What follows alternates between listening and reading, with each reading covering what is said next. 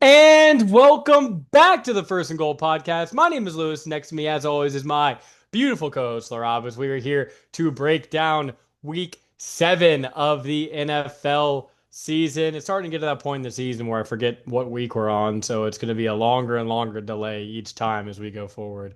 Um, but yeah, another just crazy week of football. Pretty good games last night for Monday Night Football. Um, I would say crazy.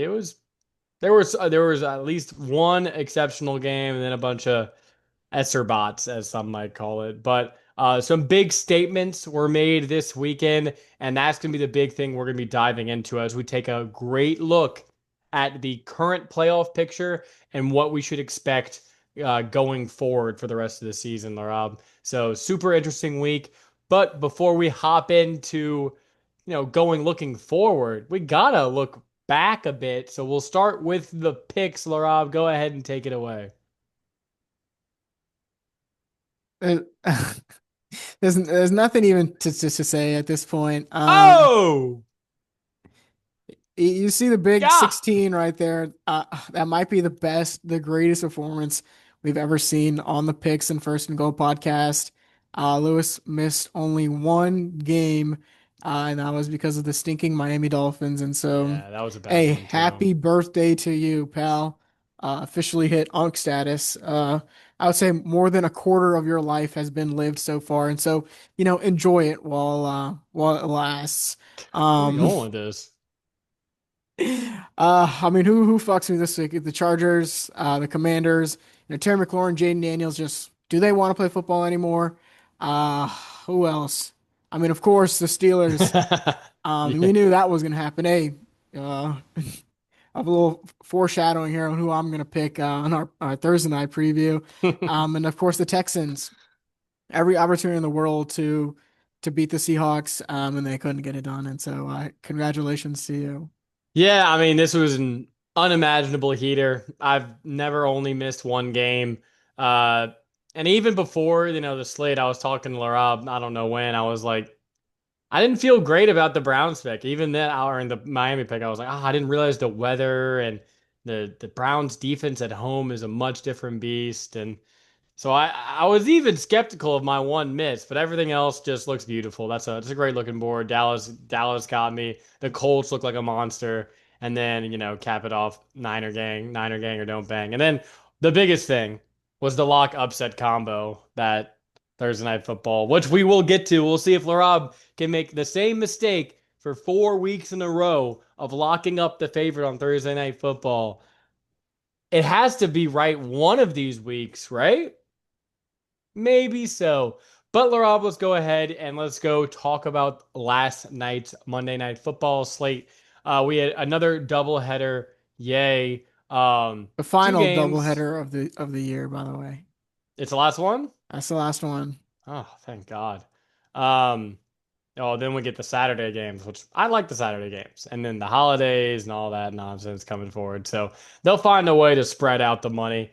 Um, but apparently I saw something that these Monday Night Football doubleheaders are getting like insane ratings and revenue draws for the NFL. So unfortunately, it looks like something they're going to keep, even though I literally could not finish the Seahawks game because halftime was at 11 p.m. Yeah, screw that. Anyway, let's just talk about the games quickly. Started off with the Lions taking down Tampa. The Lions winning 24-9. The Bucks offense at this point, I mean, Mike Evans goes down with a collarbone. He's expected to miss a large chunk of the season, if not the full season, which will officially end the most fraudulent thing in all of sports, the Mike Evans 1,000-yard receiving streak, which credit to where credit's due. It's, obviously it's a thing because no one else has been able to do it. But I'll save the Mike Evans debate for whenever he probably makes the Hall of Fame. Not my Hall of Fame, but the NFL Hall of Fame. Um, but just going off last night, ton of injuries for this Bucks offense. Still missing Bucky Irving. Agbuka coming off a hamstring, just didn't look 100% in this game.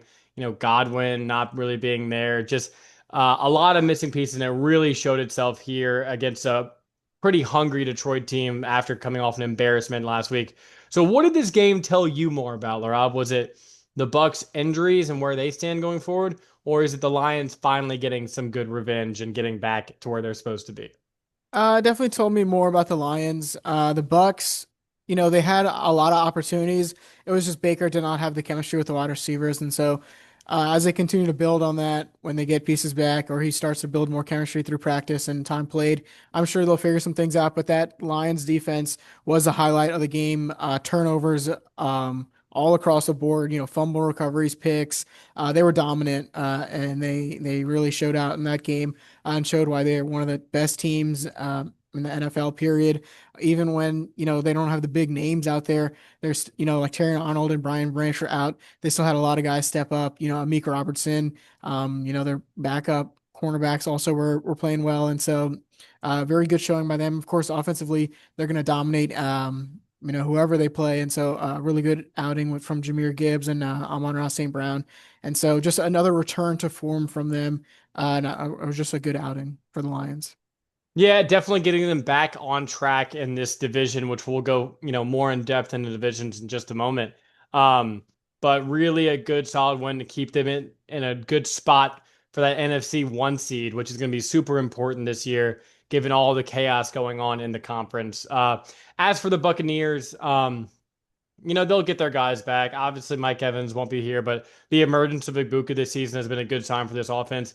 Me personally, I didn't want to see him playing this past week. I just take the week off, get healthy, and come back. But, he did tough it out and didn't look 100%, but maybe that's just a good sign. Tough guy. He's looking to play, right? So I think this team will get back. They kept winning all these games by the skin of their teeth, just over and over and over. Finally got their butts whooped. And now it's like, hey, let's get back to the drawing board, getting some guys back. Bucky Irving should be back soon to really add some juice to that running game. So I think the Bucks are going to be fine. They just needed a nice tough loss that every team has in this season. Um, and then going on to the second game, Larob, Seattle defeats the Texans at home. Pretty ugly game, 27-19. Sam Darnold looked like he was having an awesome game. At one point, just dropped the ball in the end zone for a Texan defender to come pick it up. 7 points here, take it. Because that's how low Sam Darnold thought of this Houston Texans offense, that he literally spotted them 7 points and they could still barely get out of their own way. Laura, are the Texans just cooked? It was quite awful. That might be like one of the worst offensive performances I've ever seen from a team. That offensive line was just a turnstile. And we thought, after the bye, okay, maybe the offensive line will build a little bit more chemistry because they four guys are brand new from last year. Only one, Titus Howard, returning at right tackle. Everyone else is brand new.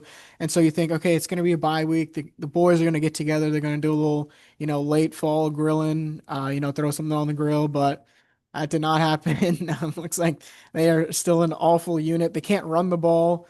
They can't protect CJ Stroud. And even when CJ Stroud does have time in the pocket, it just looks like he's completely rattled, Even though there's no one in his face, it's just the thing in the back of his head telling him, hey, at any moment, someone is going to be able to come through and just, swipe the ball out of my hand or sack me for a huge loss. And so I think his confidence is really low. And when that offense, when your offense can't, they mustered what, two field goals, and then they finally scored a touchdown in the last, 2 minutes of the game. That's not going to win you ball games, and especially as how well that defense played. I think they had four takeaways on the Seahawks, really shut down that offense in the second half, and still they aren't able to really make this a close game until the final moments. And so, just a lot of rebuilding, and then we'll see what this concussion is like for Nico Collins. But without him, and Christian Kirk, who's been, he's played maybe 2 games all season long. They don't have those established veteran guys on the outside. You have two rookies from Iowa State trying to, fill in that role for CJ Stroud. It's just going to be an uphill battle for this offense all season long. And that's the big thing, right? It's really just CJ's confidence. There was that viral clip when they were playing against Tennessee where the moment he's, hikes the ball, Jeffrey Simmons is in the States because guys have just completely whiffed their blocking assignments. So I feel like it's just gotten to him. Like he doesn't, obviously, no one wants to get hit. Aaron Rodgers does not want to get hit, but it gets in your head, right? And especially when you can't run the ball, defenses know that you're going to be dropping back a lot, forcing things quick. And they'll give up the quick stuff. They know they can bottle that up. They want to see if you have the confidence to sit in the pocket and make throws down the field. And clearly he's jittery. They don't have the man beaters like they've had in the past with Tank Dell, even Diggs last year before he got hurt. So really it's a lot on Nico Collins, who just got hurt, and then on CJ Stroud, who just doesn't have the confidence anymore. And this Seattle D line looked just ferocious last night, just constantly putting pressure on CJ, snap after snap after snap. And as for Seattle, just another impressive win under their belt. I think against this Texans defense, which has been, despite how inept the offense has been, really solid so far this season. Before this game, only allowing 12 points per game and just being a very stout unit altogether. So I've been impressed with Seattle so far. They've had some really tough losses on their schedule, but some very impressive victories that I think they can build on. And Darnold just feels more and more comfortable week after week. And, we're about to get into our playoff preview. It's going to be hard not seeing Seattle finding a way in the playoffs this year.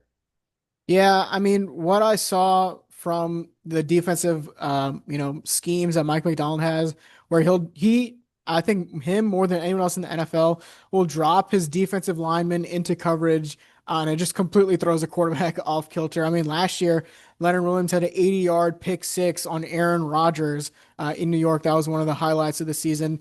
And Doesn't then look this week, good. we saw him, drop guys back once again into coverage, and blitz from one side and drop everyone else from the other side.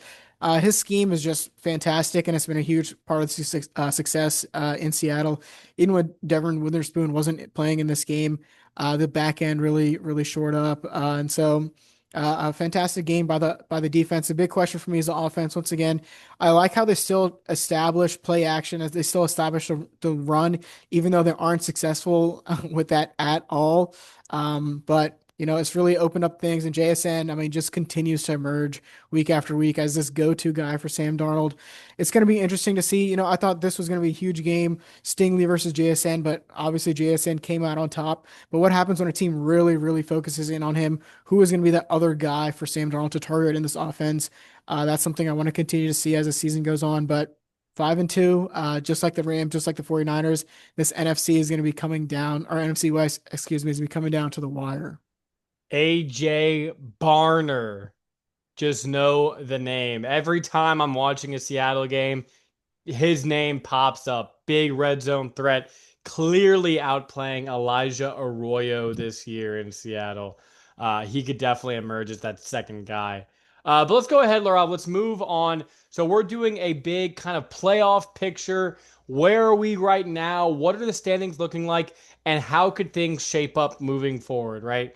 So obviously, it's week 7 or just finished week 7.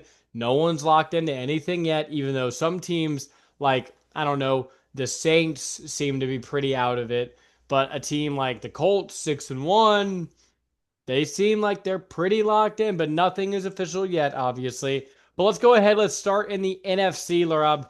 Current 1-7 standings. Now, these aren't exactly filtered for division, it doesn't look like. But you have Green Bay, San Francisco, Philly, and Tampa as your division leaders, with Detroit, Seattle, and the Rams as your 5-7, Larab. Out of those 7 teams, all have played pretty solid football this year. Who do you feel the most locked in? Like, there's no way they won't be here come January. The obvious answer, of course, is the Buccaneers. Their division, I think, out of anyone in the NFC, they are most likely to lock up the division nice and early. They go to New Orleans this week. They still have a couple games against Atlanta, against Carolina this year, and so just an easy division. I think you and I can both agree that the Buccaneers are going to be locked in really early.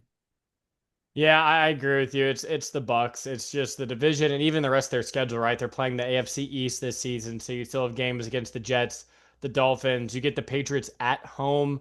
You do travel to Buffalo, but Buffalo plays 17 home games this year actually, so it just is what it is for Buffalo. But really, really in a good spot. But if I didn't want to say Tampa, I'd have to go with Philly, as gross as that is to say. It just, they're the defending champs, finding ways to win. Now, after dropping the past 2 weeks and in this week, most recent week, looking pretty shaky against, albeit a good Vikings team coming off a bye. Um, that did show me a lot against a really good quarterback in Carson Wentz. The defense, really coming out and playing well. Um, I can't see a world where Philly completely falls out of the playoffs, especially with the division kind of collapsing around them, right? Dallas, you never know what they're going to get from their defense week after week, losing to the Panthers 2 weeks ago. And then Washington, with all the injuries just piling up and they're dropping these games, you really don't trust them. So, from that perspective, I think Philly's pretty much a lock to get in. But from there on out, Larav, let's just go straight to the division you were referencing earlier, the NFC West. Three teams all at 5-2. Cardinals pretty much out of it at this point. Who do you think secures the division crown? I'm going with the Los Angeles Rams. Hmm. They're someone I trust the most. And trust is the big word for me here. I know you're thinking maybe I would lean Seattle, but I trust Matthew Stafford. I trust Sean McVay. And that's a huge part of it. For the 49ers, obviously they've been playing well, but they haven't been playing the greatest of teams. You can say that for all of these guys in the NFC West, but of course the injuries piling up for that team. Uh, I keep on saying this every single week, but at some point those injuries will just be too much for them to bear. On Christian McCaffrey, the clock is ticking. And then of Oh. course Sam Darnold, he kind of had that Uh-oh. pumpkin flash in that game I against saw the some ghosts Texans. outside the window. Yeah, it is 2 weeks before, a week and a half before Halloween, and so he He's still playing well. some ghouls were So flying around or trying to get into the it definitely stadium. got spooky. That's Yeah, for sure. that was a big thing. And so with those two factors, I trust Sean McVay. I trust Matthew Stafford. And they've been playing a great football. I mean, they just beat the hell out of the Jaguars in London. And so I think I like the Rams to win the division. Yeah, and FanDuel agrees with you very slightly. The Rams are plus 140, 49ers plus 145. And what gives me the slight nod to the 49ers is not only is you knock on wood, this should be the most banged up you're going to be all year. Now, obviously, Fred Warner and Nick Bosa are not coming back this season, right? But you can make, this team has been known to make additions come the trade season, things like that in previous years. Um, but not only are they aggressive in these moments, right? But Mac Jones playing super well, and this defense still just assimilating these parts, playing well. And not only that, Rob, their schedule really, really lightens up. They've already played all three divisional opponents. They've beaten all of them, so that's a huge leg up. They play at Houston, which doesn't seem like that incredible of a game, especially with Nico Collins being out. We'll talk about that game on Thursday. But then you play at New York. Nah, gross. I mean, that could be a toughish game. But then you play Rams, Cardinals, Panthers, Browns, Titans. There's just a lot of winnable games in there that I think this team could get to 10, 11 wins. And I think 11 wins is going to win the division for whoever comes out. Seattle and Los Angeles just play a lot tougher schedules. So I'm putting my faith in just the institution that is the 49ers, but it's definitely going to come down to the wire. Yeah, it's going to come down to a lot of those, just those divisional games between each other. And of course, like you mentioned, the nod right now goes to the 49ers, but they will all play each other once again. And I think these divisional games, we see one week 17, week 18, those will most likely be the highlighted games that the NFL will want to show because that is going to be pure cinema. But another division, of course, we want to talk about in the NFC is the NFC North. And I think you and I can agree right now it is a only a two-horse race between the Lions and the Packers. And of course, the Packers leading the entire NFC right now. But I think the Detroit Lions will be taking that moniker at the end of the season. The Packers, once again, in a little slugfest against the Arizona Cardinals, being down 10 points in that game, having to claw back. I mean, on paper, that team, the names jump out at you: Jordan Love, Micah Parsons, Josh Jacobs. But then on the field, they just have not been able to put that success together. Meanwhile, the line's a little bit more congruent. Even when those two offensive defensive coordinators gone, they've shown they still have that same culture in Detroit, and I can trust in that team a little bit more than I trust in the Packers. Yeah, it's been weird for Green Bay. First 2 weeks they looked like world beaters, like they were the team to beat in the NFC, just dominating the Lions, dominating the Commanders. But ever since then, they haven't had an impressive victory whatsoever. And really, I mean, it came down to a gutsy LaFleur call on fourth down to, opt out of the field goal to tie the game. Which even if they went to OT, I still think they would have had a chance to win it. But it's the NFL. Crazy things happen. They went to go for it. They got it, scored the touchdown, went up four, game was over. So maybe is this the turning point, that confidence in Jordan Love, putting him in that position where he can, play well. You're the guy. We trust you in these spots to get the job done. Maybe. Because the defense is still playing pretty well. They just haven't been it's that secondary really scares me, Laraib. And you mentioned the Lions secondary when we talked in the Monday night thing, how a lot of these backup guys have been stepping up, playing well. This Packers defense just week after week. Now, Micah Parsons, 3 sacks last week, 7 quarterback pressures. He was dominant. This is the Micah Parsons now we expected coming into Green Bay this year. But I mean, even with all that pressure, guys are still getting wide open down the field. Now they're getting more help offensively. Quadson, Dreed expected to come back at some point this season. So, and a lot of their other guys stepping up, playing into these roles, have been playing well. Like their receiving core is good. So we'll see. It just they don't match the upper echelon talent that the Lions have. And like you mentioned, just the consistency with the Lions and what we've been expecting them over this past 3 seasons for this run.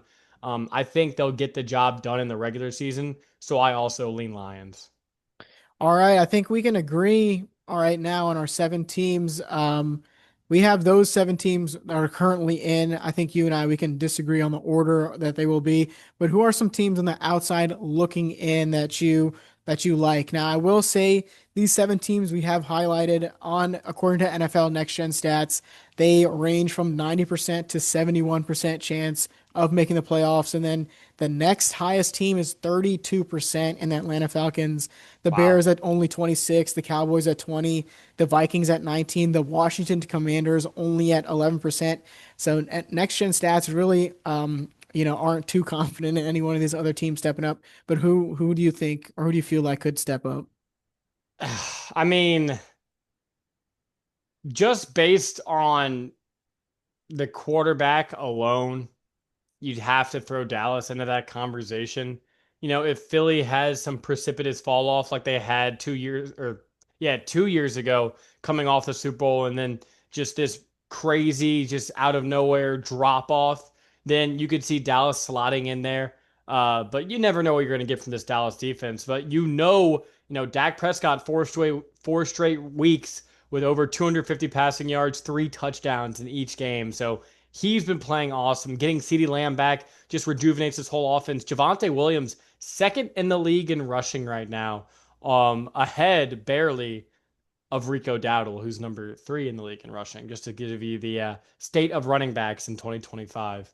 Um, but this offense is just playing awesome football, right? And if the defense can just meager a few stops here and there, then this offense is going to put you in a good position. So I like the Cowboys. Honestly, Larob, the rest of this slate just they aren't in the class with these teams above them. Maybe Chicago, but Chicago just I do not trust Caleb Williams whatsoever at this point. He played like garbage against the Saints last week, and a spot where really he should have played well. Carolina, I don't trust at all. Atlanta, not at all. Minnesota, their quarterback situation just too confusing. And then Washington, I just don't think they'll be able to come back with these injuries. So out of that crop, Rob, it's Dallas, and that's pretty much it. Yeah, I have to agree. Even though the Bears do have a better shot than them, it's just these quarterbacks, you can't trust them compared to all the other 7 guys, like you mentioned. Uh, Now, I will say for the Cowboys, I could see them a team. You keep on mentioning the 49ers and their easy schedule, but if those injuries just keep on racking up and racking up and racking up, and at some point, because Brock Purdy, of course, is injured, but Mac Jones has been battling his own injuries as well. And so if that situation continues to worsen, I feel like the Cowboys could slot into that spot. But Lewis, let's go ahead and shift on over to the AFC side of the things, where things are a little less for certain, at least according to NFL Next Gen Stats. Um, Currently, we have the Colts at the 1 spot, the Patriots at the 2, Broncos 3, Steelers 4, Bills 5, Chargers 6, Jags 7, and of course, the big looming threat, the elephant in the room, is the Chiefs, who are currently in the 8 spot, but who've been playing fantastic football in the last couple of weeks. Lewis, which division do you want to highlight here? The division I want to highlight just to give them their credit, where we can give them the credit right now, is the Indianapolis Colts, Laraib. I mean, you mentioned in the next gen stats, they have the highest probability to make the playoffs out of this conference. A team that, had a 6.5 over under win total coming into the season. They're going to beat that this upcoming week. So they just super impressive all around. This offense just feels very modern. It feels just electric. They're just gashing teams for big chunks, play after play after play. So that AFC South, in my opinion, is pretty chalked up, and the Colts still have a lot of games against the division. They still have 5 games left against this division, and already with a win over the crappy Titans, they still have 2 against Jacksonville, 2 against Houston, who have not looked very impressive.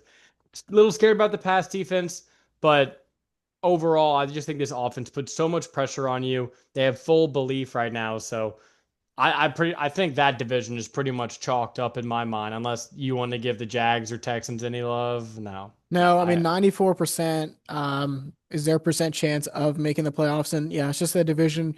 It is wrapped up at this point. I mean, the Jaguars, I had them in the top 10 conversation after, before they beat the Chiefs. Then they beat the Chiefs, and then they just lay a stinker against Seattle, and then they lay an even bigger stinker against the Rams in London. And so just too many things trying to be figured out in the AFC South Conference. And I think the Colts have pretty much locked that up here. Yeah, and then going on forward, the AFC, see all these other division leaders, right? The Patriots in the AFC East, the Broncos in the AFC West, and the Steelers in the AFC North. None of those feel like the teams that I think either of us would put money on right now to win this division, unless you would oppose that. For this, you and I were just arguing about the 49ers and talking about, you're picking the 49ers because of the easy schedule, and I'm picking against them because of the injuries and all that. I think the New England Patriots, with that easy schedule, win their division, and they beat out the Bills in that spot. Wow. I think this Bills Okay. defense, they have way too many question marks. I think Josh Allen, he has too many questions, and Drake May, he has been the new, the new Justin Herbert 2.0 with all the statistics, You're and abandoning ship. he has been, he has been lighting it up not only on the scoreboard but also in the win column, unlike Justin Herbert, and so he is the new nerds. New nerds champion, and I gotta hitch my band onto that wagon, and so I think the Patriots win their division. Interestingly enough, the Patriots plus 155 to win the AFC East. So if you are thinking about, believing in this Patriots team over the Bills, that's some good value. But the Bills at minus 190, that's more where I want to look. I feel like I trust Buffalo a little bit more for the staple they've been. But yeah, clear difference in scheduling right there. Patriots do not play a tough game until their bye week. After that, I think they play the Buccaneers. So pretty easy sledding going forward. AFC North, Larab. If you look way down the standings for the AFC, you see the Baltimore Ravens down there amongst the dregs with the Dolphins and the Titans. Yet they are currently the favorite to win this division, even though they're on the top line on FanDuel for the favorites. It still says the Steelers are plus 130, Ravens are plus 135. Not sure how that got organized, but if anything, they're pretty much neck and neck with the Steelers, who right now have 4 wins over, or excuse me, um, 3 wins over the Ravens right now. So, what do you think? Who would you pick to win the AFC North as it stands right now? This is a tough one. I mean, what sort of Ravens team are we going to get after this bye week? how are they going to make adjustments defensively? That's going to be the big question. And Lamar Jackson, how's that hamstring? How much of that is still bothering him? We know he's going to play, but is he going to be 100% Lamar or is he going to be 80% Lamar? That's going to be a huge thing. And then the Steelers, just couldn't get out of their own way on that Thursday night game. That defense, Lewis, could not stop a nosebleed.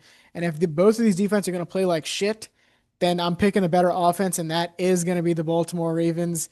I think if Lamar Jackson comes back there at home this week against a Bears team who, yeah, sure, they won 4 games in a row, but against Pretty fraudulent. yeah, not against the greatest competition. And so if the Steelers would have won that game against the Bengals, I would have a little bit more confidence in them. But after that sorry performance, I think the Ravens they're clearly in a good spot. And Next Gen Stats agrees with me. Steelers at 62% chance to make the playoffs. Ravens right there at 43, and so not that too big of a disparity there. Gun to my head, I'm picking the Ravens to win this division. You just laid it out pretty well, right? Even at an 80% threshold, Lamar Jackson is still better than Aaron Rodgers. Doesn't want to get hit. I mean, they can't run the ball worth a damn. Ravens still, this offensive line is stressing me out a little bit because even when Lamar and Derrick Henry were healthy and playing well, still we're getting a lot of pressure. There was that game against the Lions where there were just guys in Lamar's face all night long. So definitely need to get a wraps on that one. Sneaky, sneaky, sneaky. Can Cincinnati just linger around long enough? Because let's say the Ravens dig their hole a little too deep, and the Steelers, who are about to enter a murderer's row of a schedule like they have every year for some reason. Bengals who pick up a very key tie-breaking victory over the Steelers. What's Joe Burrow looking like? Let's say in November the Bengals are sitting there at 6-6, right? And Joe Burrow comes back. Could that really change the tides for what we thought the Bengals season could look like? This upcoming week they're playing the Jets at home. You figure that's probably going to be a win. So 4-4 in a much better spot than they were, right after Joe Burrow left. So let's see what Flacco can do. Now, I think Flacco is currently washed, but I also think that my high school quarterback could have gone in there and played better than Justin Fields last week. So yeah, rough outing. I think the Bengals sneaky and a contention for that division. Let's go on now, Laraib. All these divisions are pretty interesting. The AFC West, currently led by the Denver Broncos. However, all NFL media right now is back on the Chiefs bandwagon. The Chiefs are back. Laraib, are you back on the Chiefs? I mean, they look like a completely different beast after losing to the Jaguars. I mean, they beat that Raiders team 31-0. I think they only allowed 3 first downs the entire game. That defense has really stepped up the past couple of weeks. They heard a lot of that outside noise and they decided to lock in. And if they continue to play like that, I mean, they're going to be the best team in the NFL. You can tell me, oh yeah, the record shows they're only 3-3. They're not looking that good, but that's just all noise. Patrick Mahomes, Rashee Rice came back this week, and he brought that speed from the interstate onto the football field. I mean, that was Oof. offense was just completely different. Third and short, fourth and short, they got whatever they wanted. Now, of course, it's against the Raiders, but we know this Chiefs team is legit. And even though they're on the outside looking in, I think they are in a good spot to win the AFC and get that first round bye. Yeah, Broncos pull just a victory from the clutches of defeat against the Giants at home in a spot where we both really liked the Broncos to impress us against a rookie quarterback in a spot where they really need to come out and prove that they're a legit team.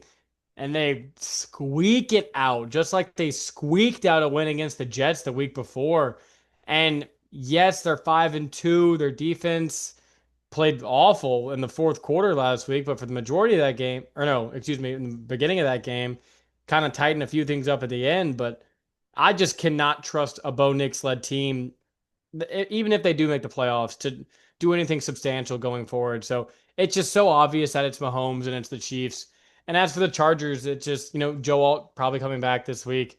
But I mean, that defense just turned into an absolute sieve against the Colts last week. And then, of course, Herbert can't get it done in the end. Like, did anyone expect the Chargers to come back and win that game?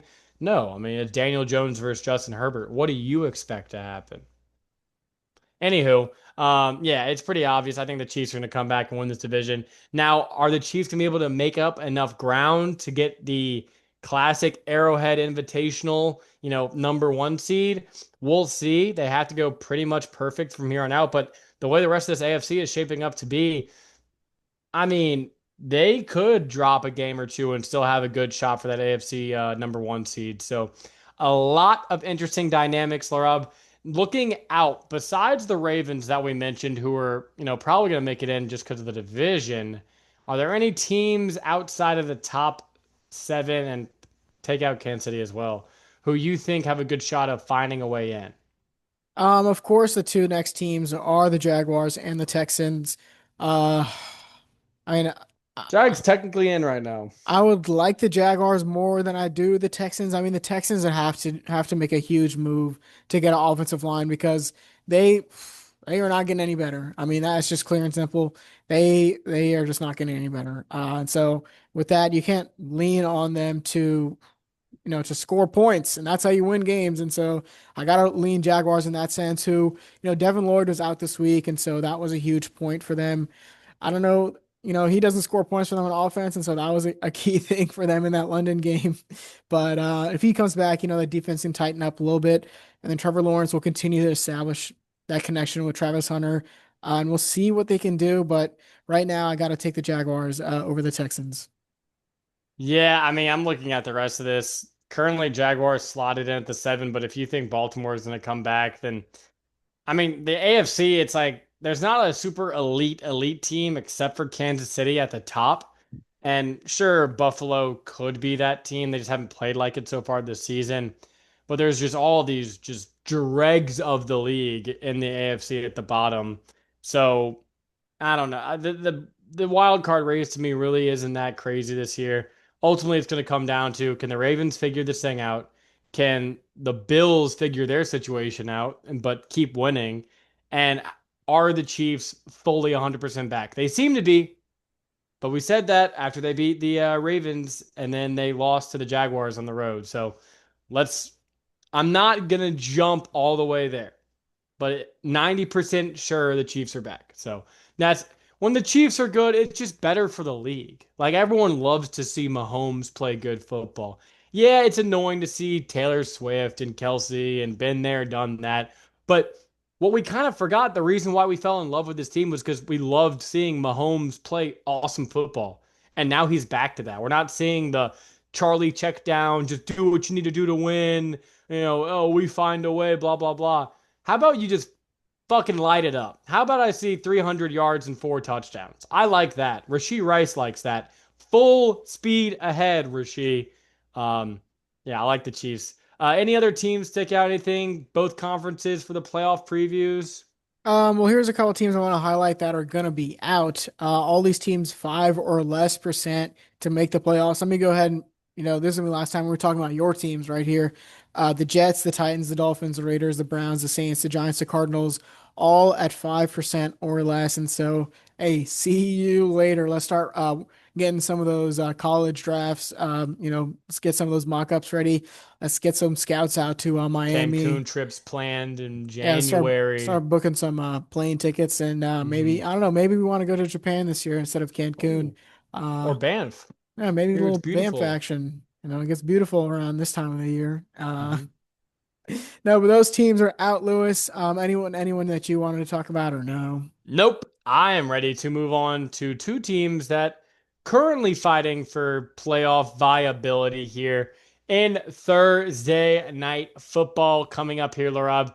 We have the Minnesota Vikings traveling to Los Angeles, Los Angeles Chargers, I should add. The Chargers are 2.5 point favorites. You seem perplexed. Is it 2.5 or is it 3.5? Oh, sorry, it is 3.5. Yeah. Okay, hey, I'm waiting for you to say something crazy here. Chargers, Joe Alt still limited. This offensive line has just been rough to say the least. And really not getting much going on. Vikings defense, though, a little fraudulent. Some are saying they played pretty well against the Eagles for the most part, really bottling up that running game. But Devontae Smith and AJ Brown were just feasting on these corners on the back end. So you figure that the Chargers might have some success because they're pretty similar, right? They heavier on the passing attack, can't really run the ball that effectively. But what really what makes me hesitate to pick the Vikings in this spot, Larob, is the quarterback situation. Now, you won't find a lot of bigger Carson Wentz fans than me. And if you're telling me I have to pick between Carson Wentz and Justin Herbert, I mean, it's like you're taunting me almost. It's right there for me to just put my freaking, you know what, on the table. But I'm leaning Chargers here. It's just Thursday night, weird spot. Vikings have been all around going from, Ireland back home and then now all the way across the country to Los Angeles. And I get the Chargers have also had a very strange schedule, but Chargers need this one. A lot more pressure being put on them in this division. And the quarterback situation for Minnesota is just too volatile at this point. Give me the Chargers in this one. I will be picking the team with the better. Quarterback, head coach, No, no, no. I will be defensive picking coordinator. the team with the better quarterback. Give me the Los Angeles Chargers. Like you mentioned, this is a game that they kind of need. And the Vikings, who was playing quarterback for that team this week? Um, I assume Carson Wentz. I mean, they're both questionable, and so it is going to be interesting to see what they throw out there on offense. Now, you could easily tell me Jordan Mason comes in and just takes over this game, kind of similar to what Jonathan Taylor did last week against his porous Chargers defense, but I can't put my horse on Carson Wentz or CW can't win or JJ McCarthy. And so I'm going to go ahead and pick the Chargers in a get right game for them. I think the Chargers win 24-21. And I have the Chargers winning this one, a little more lower scoring. I'm going to go 20-16 in this one. I just think it's going to be an ugly, yuck it up type game. Two really smart defensive coordinators against two very limited quarterbacks. So we'll see what these teams can do, Laurab. But that's going to be it for our week 7 recap. Super excited to get back into week 8. We got to figure out this predictions thing, Laurab. I don't know if it's just, I mean, I've been on a personal heater, so I think it's more me just being on top of my game. You had the right decision here. You're not fading me on Thursday night, but you're also not locking up. You're saving your points for the Sunday games. Very smart on your behalf. Let's see if it'll translate into a much needed win for you, Larab.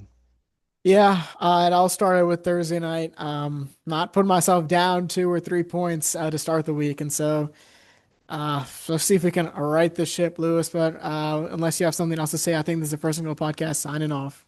Peace.